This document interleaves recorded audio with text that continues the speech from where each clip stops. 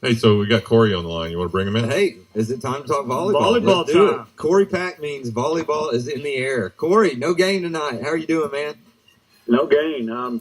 I'm getting it all together. You know, I've always thought it, but I've got to verbalize it now. Gary Snow is the man, the myth, the legend. I try to around these parts. Everybody knows him, don't they, Corey?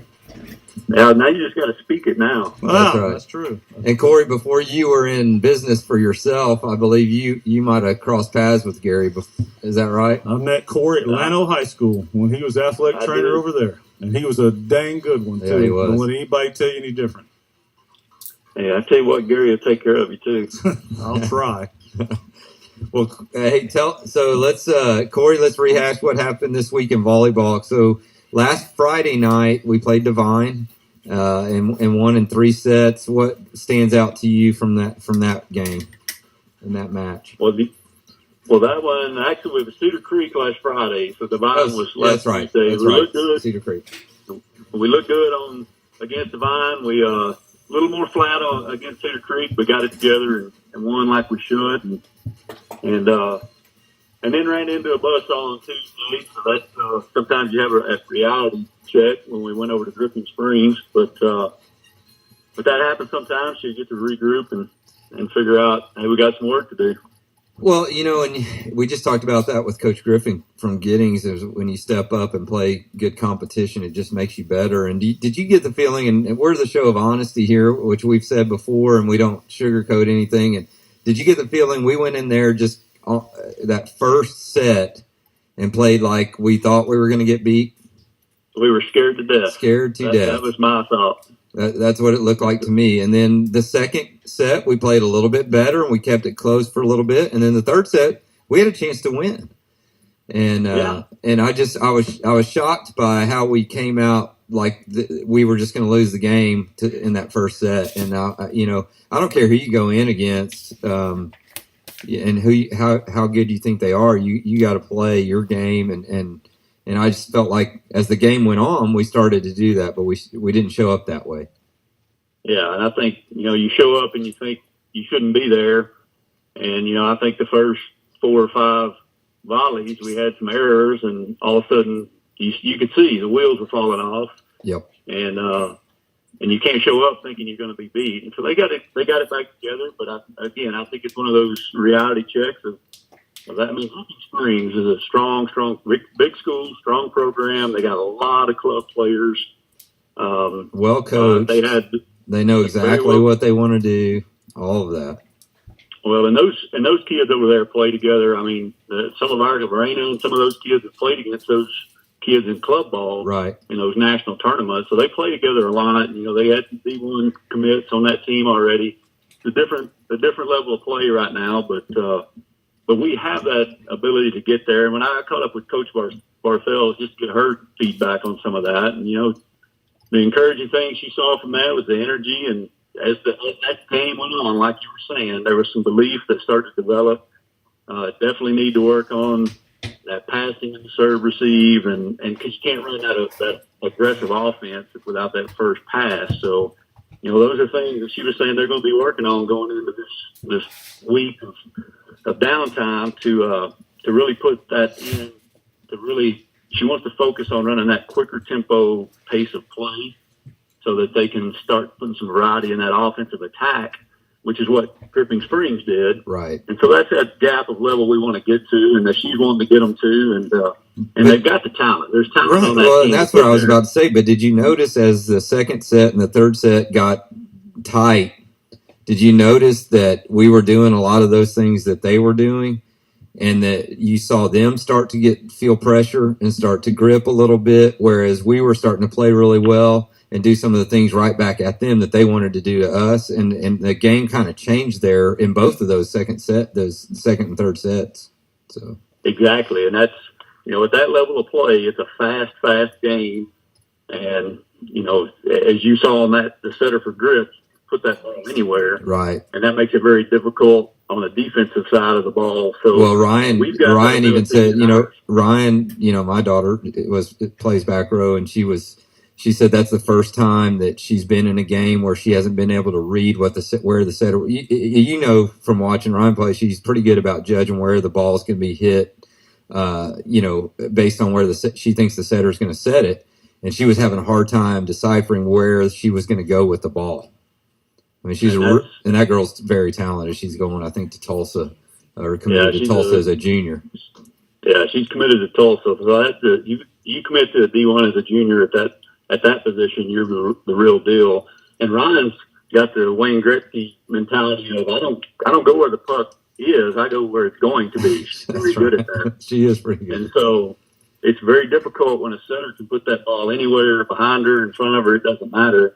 And that made it as you saw, that made it very difficult on our blocking attack because we didn't put very many balls on those hitters, very many hands on those balls that those hitters were attacking. And so there's some. Yeah, it's hard. I mean, it's hard to block. It's hard to block, Corey, when you think the setter's going to set it, in front of her, or a short set it right in front of the middle blocker, and she sets it behind her, 10 feet the other direction. So.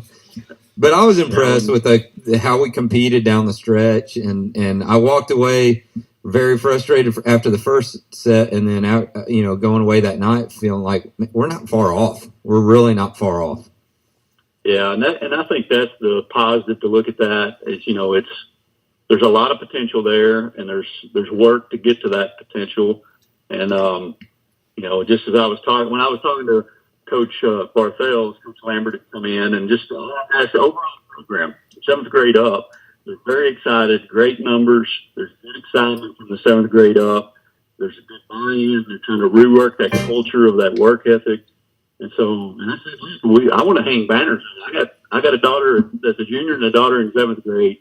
Look, I want to see some more banners in that gym. I agree. And that's where they're wanting to take it as well. I know they are. And, it's a lot better experience and learning situation when you play somebody like we did that night, and as opposed to a Divine or a Cedar Creek or something where we win in 3 sets and we don't get a lot out of it. So I was pleasantly surprised with the way we played down the stretch. And as soon as we get off the line with you, we're going to name our players of the week for the last 2 weeks. And I'm just looking forward to the next week and to district and all that, because it's getting better. It's definitely getting better. Yeah, I agree. And it's going to come around. And while I'm thinking about it, I do want to make sure everybody knows our JV and freshmen are playing in the Tex Fest tournament that's here at Wimberley.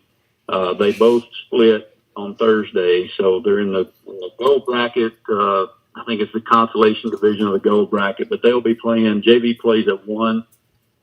Tomorrow, and the freshman team at 2:15 tomorrow. 2:15. So, yeah, 2:15. So we want to make sure we're getting that out there too, and supporting those kids, because that's the future of the program is coming from those 7th, 8th, 9th, 10th grade. I believe the junior high girls are over at Hayes this weekend, aren't they?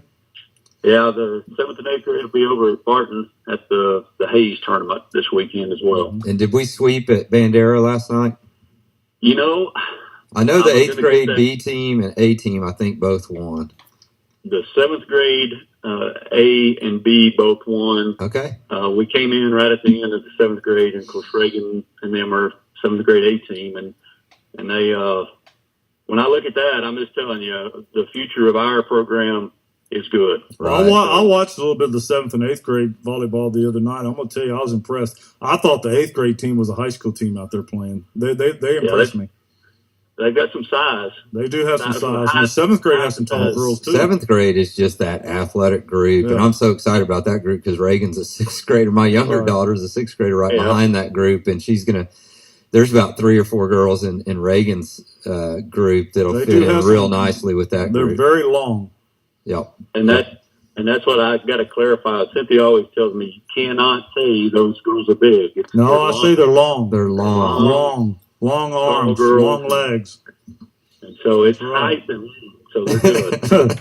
Well, hey, Corey, thank you, man. We appreciate the volleyball update every week. I tell you, you get right down to it. We appreciate that. Hey, shout out. I appreciate you guys putting that support out there for them, too. Hey, no problem. Show up for Tex Fest tomorrow at 11 o'clock for the freshmen. It's 1 o'clock for the JV, 2:15 for the freshmen. There you 1 go. o'clock JV, 2:15 freshmen. So y'all show up and support the girls. There you go. I'll probably be out there watching my niece play. There you go. I appreciate you guys. Thanks, Corey. Thanks, Corey. Have a good Thanks, weekend, Corey. buddy. Hey, Take care. appreciate it, Corey. Well, let's do this. Let's name our players of the There game you for go. volleyball. It's kind of that time. We gotta have the lead in. We got the sound effect. Yeah. We got it keyed up and ready to go. I don't know how to put this, but I'm kind of a big deal. There you go. And who is it, Darren?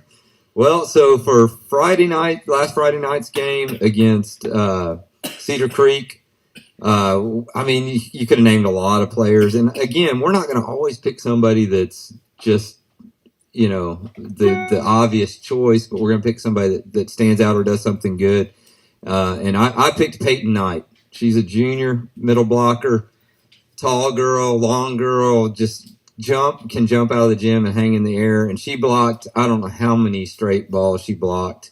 And I so take it Payton middle Knight- blockers kind of self-explanatory. They stay in the middle and block everything. And they hit too. They'll hit that ball straight into the ground like you're supposed to. And I'm telling you, Peyton can hang in the air and she can just explode and jump. She's actually getting recruited by Southwestern maybe to play volleyball up there, and There you who go. knows? I mean, where she ends up. But Peyton Knight, congratulations. You're kind of a big deal this week. You and are a big deal. You are a big deal. That's so right. we've got a free T-shirt for Peyton as There you well. go. And Tuesday night, what happened on Tuesday? Tuesday night, again, we lost in 3 sets to Dripping Springs. And again, you could have named a lot of different people, but I'm going to go with somebody that stood out to me that did not seem intimidated or caught up with the Dripping being a talented team, and that's Brenna Jones, who's a sophomore, great athlete, probably a girl that hasn't played a lot or as much as she would want to early in the season, but starting to get more playing time. And Brenna is very athletic, and she matched up athletically with that Dripping Springs team. And so Brenna Jones, Man, she gets a T-shirt with her I name on it. don't know how to put this, That's awesome. but I'm kind of a big deal. Kind of a big deal. you're kind of a big deal, Brenna. Now you're even a big deal. Congratulations She's got to a T-shirt Brenna with our Jones. name on it, right? We got a T-shirt with me and Gary's name on it. I know Brenna will be so proud to put that shirt on. She's probably already got one, but we're gonna give you one anyway. It'll probably put black tape over our name. We'll give it to her mom. She'll wear it. There you go. There you go. Hey, But- you wanna? I think that's having both your names on her back. I think she's going to be even a bigger deal now. That's right. Yeah. Hey, So probably, you can always use those shirts Let for me the tell you thing. something about Brenna. Brenna lives across the street from me. I've got 2 neighbors. I got Riley Horn, who we could probably name Player of the Week every week, and I'm sure she'll get it before it's all said and done. And then I've got Brenna Jones living in the neighborhood as well. And Brenna is a lot of fun. And she is a great athlete, and I love her like she's my daughter. And she just really stood out to me as having great effort the other night. So I'm proud of her. There you go. All right, I guess we're going to take a little break here. We're going to be back, wrap it up in about 2 or 3 minutes after a little music. And you wanted a little bit of Burt Reynolds, Did right? you find There a you go. song? You Oh, found it? yeah, let's do something cheap and superficial. 1980, Mr. Burt Reynolds. Burt singing. That'll be- And your makeup is a mess. Most of what you're drinking spilling down your dress. And to keep from falling off your bar stools, about all that you can do. I'll make my proposition, 'cause I'm just as drunk as you. Let's do something cheap and superficial. Let's do something that we might regret. Let's do something shabby and insensitive.